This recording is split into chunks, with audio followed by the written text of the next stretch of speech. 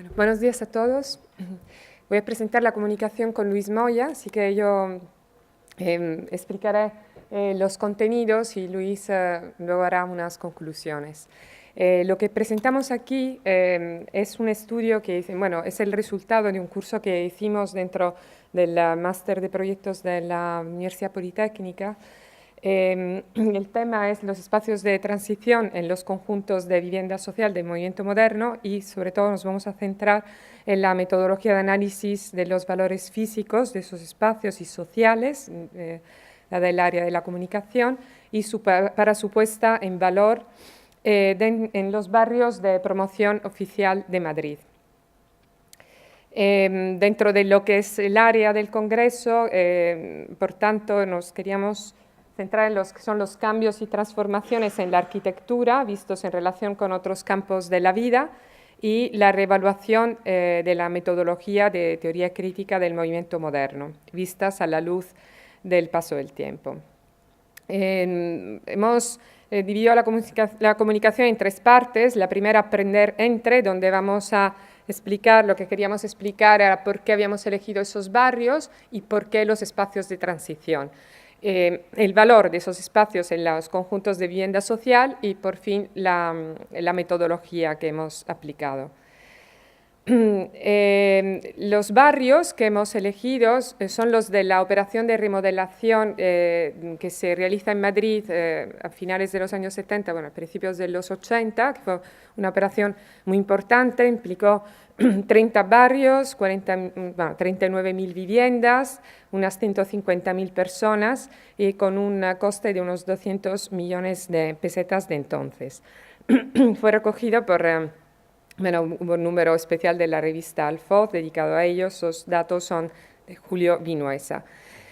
Lo que hicimos fue, por tanto, como decía, el máster de proyectos habilitó en 2011 un laboratorio de paisaje y nos pidió introducir un enfoque pluridisciplinar dentro de la enseñanza de proyectos, y nos pareció una ocasión para centrar la atención en esos espacios entre la arquitectura y el urbanismo que quedan allí indefinidos.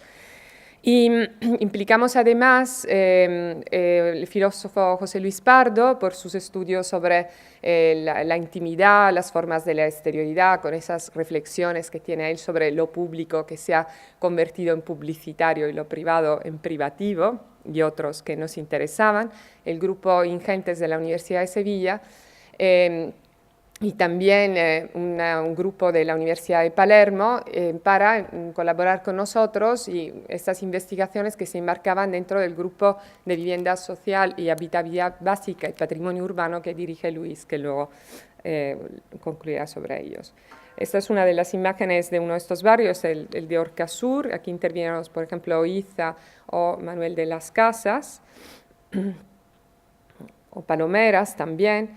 Y entonces, ¿por qué esos barrios? Porque es un momento en el que los arquitectos recogen tanto las inquietudes de principios del siglo,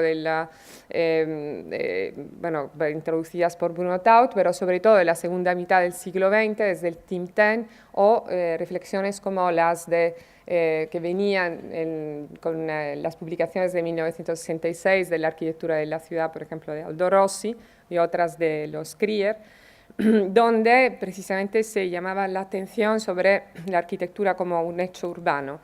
Y entonces nos parecía todo esto, el hecho de estudiar con los alumnos esos barrios, de analizarlos, que tenía una doble finalidad.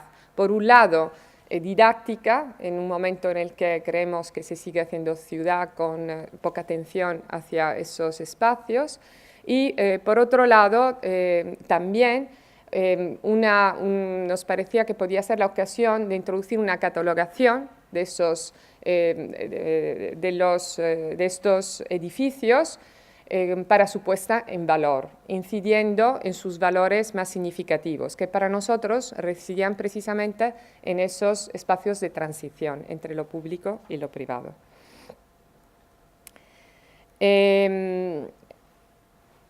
Voy a pasar esto.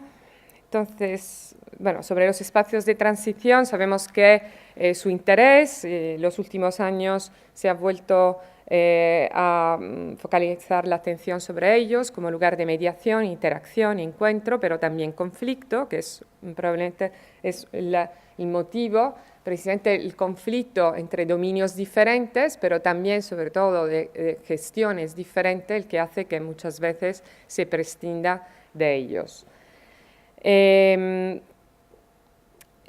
Hay diferentes formas de poderlos catalogar. Nosotros hemos intentado, luego veremos las fichas de catalogación, que confluyeran tanto los aspectos formales, forma, morfología, posición,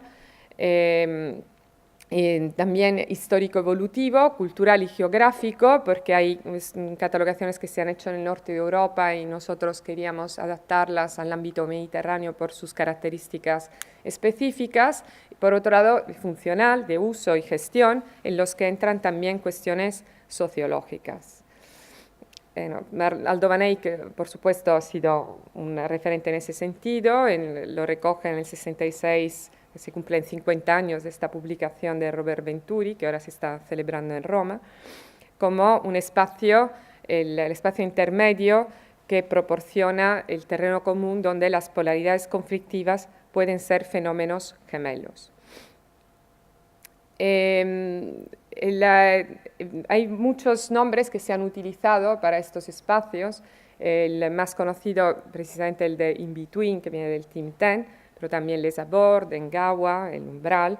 Y nosotros hemos elegido el de espacio de transición, que es un término que utiliza por primera vez, se utiliza en esta publicación también de los años 60, l'Habitat Pavillonnaire, donde los autores tienen un enfoque más bien sociológico, entrando desde el punto de vista de la psicología del que transita por esos espacios, porque el que se mueve en él. De hecho, realmente nuestro laboratorio se llamaba Paisajes en Movimiento.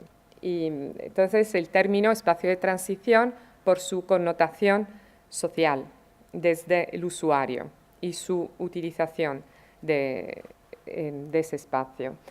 Y nos interesan estos espacios porque son el instrumento proyectual que puede articular la ciudad con el alojamiento, surgir de la confluencia de ambos términos polares, que decía Aldo Van Eyck, siempre que cumplan unas condiciones. Y su escasa utilización, como decíamos antes, no es tanto un problema conceptual, que, como decía Venturi, que aborrecía el concepto de continuidad de Mies van der Rohe, espacio fluido, sino que más bien hemos visto que ha sido ampliamente estudiado como la dificultad de ponerlos en práctica por la incompatibilidad real entre procedimientos arraigados de la arquitectura y el urbanismo, ¿no? Y comprobamos que en épocas menos disciplinares y menos especializadas la construcción de los espacios de transición ha sido más habitual. Se trata pues de concebir tanto arquitectura y urbanismo en una estrategia única de concertación entre la administración y los privados con la participación de los usuarios. Y los espacios de transición, más que nunca, necesitan ser investigados, proyectados y construidos. Su construcción participada permitirá que cada comunidad y cada usuario impriman su carácter, dando como resultado un paisaje urbano heterogéneo y diverso. La metodología, nosotros en este máster, aquí vienen unas imágenes hemos utilizado para esta parte ya las fichas de una alumna que ha sido matrícula, Xiana Méndez. Decíamos que hemos elegido algunos barrios de la operación de remodelación y realojamiento. Nos hemos inspirado en un libro, saltado la diapositiva, a lo mejor no sé qué problema ha habido, pero en una publicación hecha por el Departamento de Urban Planning de Ámsterdam, dirigido por Milo Bobic, que hacía una clasificación de esos espacios desde una visión más bien del norte de Europa, y por tanto lo que hemos propuesto a los alumnos unos criterios de catalogación que van una progresión desde lo público a lo privado, entre barrios, entre bloques y luego finalmente entre viviendas. Sí, aquí está, una de las publicaciones que hemos usado de referencia, Between the Edges, que decíamos del Amsterdam Physical Planning Department. Entonces, en estas fichas hay una distinción entre espacios integrados, callejón, pasaje, patio, asociados, que pueden ser escalera, rampa, plataforma, mobiliario, borde de vegetación, elementos temporales, superpuestos, como soportales, logias, enfrentados, las fachadas, puertas, ventanas, insertados, patio inglés, porches, etc. Y luego, dentro de cada subtipo, para insertar los parámetros físicos, geométricos, orientación, dimensiones, tratamiento, gestión, entorno, estructura urbana, mantenimiento, elementos que relacionan. Se trataba también de cada uno de estos de elementos analizados, hacer valoraciones sobre lo que había que valorar, cómo habían sido utilizados, lo que había que valorar, lo que había que mejorar o finalmente modificar. Esas son las fichas con los diferentes análisis que se han realizado. Y finalmente, bueno, pues el análisis de testeros, con las consideraciones que se hacían de cada uno, y finalmente propuestas, las propuestas a través de otros proyectos realizados dentro de esa lógica de intervenciones en espacios intermedios de barrios de vivienda social llevados a cabo en Europa con éxitos positivos como ejemplos para su posible implantación. Luis, ¿las conclusiones? Las conclusiones es que primero nuestro interés de los espacios de transición surge al ver que la ciudad actual va perdiendo las características de la ciudad histórica cuando había porches, logias, soportales, etc. Y constatar que es justo al movimiento moderno cuando se produce el punto de inflexión entre una desaparición casi radical de esos espacios de la calle, la plaza y tal, y una desde mitad del siglo, con el Tintin, como hablaba Graciela, etc., cuando de repente se recuperan los espacios de transición, que en este momento se convierten en los espacios entre bloques. Esto no ha sido bien comprendido. Nosotros cuando vemos las cartas internacionales y tal, en general el movimiento moderno empieza, pero todavía no está suficientemente considerado, pero desde luego no está matizado este aspecto que nos parece tan importante. Luego la desidia, la incultura, la no sé qué, ha hecho que realmente nos olvidemos de ello, ¿no?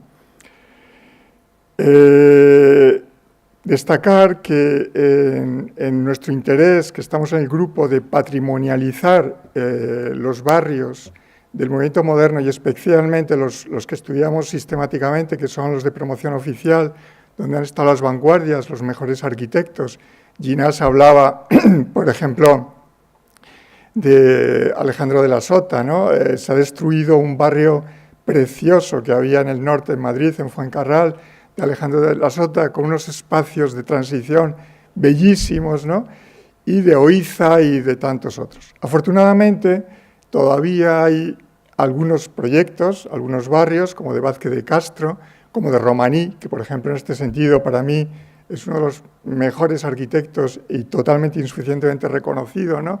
Que deberíamos de estudiarle todavía mucho más a fondo, que existen. Pero los peligros son evidentes. El peligro primero de que han ganado centralidad. La centralidad es la codicia de la especulación, ¿no? Que hace que estos barrios, pues hoy llenos de dotaciones, de servicios y tal, sean un bocado preciso. Otra cuestión es la debilidad de su construcción. Y ahí es el punto principal en el que hay que estar atentos. Se pueden destruir, según la cultura general, porque su construcción no vale mucho. Y luego por fin se están ghettificando, ¿no? Entonces, como conclusión de las conclusiones, creo que prestar atención a estos barrios del movimiento moderno a partir de la mitad del siglo XX es muy importante y dentro de ello prestar mucha atención también a los espacios de transición que son los espacios entre bloques. Gracias y gracias a la organización por habernos invitado.